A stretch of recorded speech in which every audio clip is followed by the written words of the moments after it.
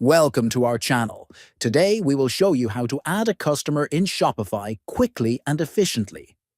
If you are managing an online store and want to organize your customers properly, first, open Shopify in your web browser.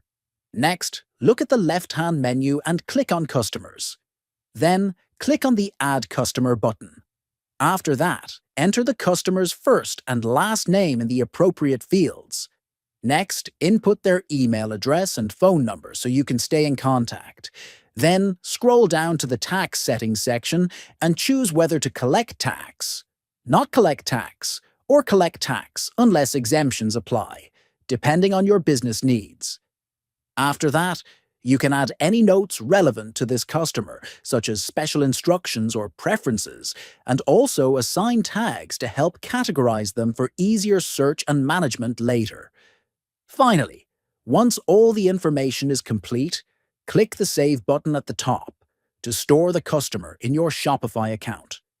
Now, your customer list is updated, and you can manage orders, communications, and other settings more efficiently. If you found this guide helpful, make sure to subscribe to the channel, like the video, and share it with others.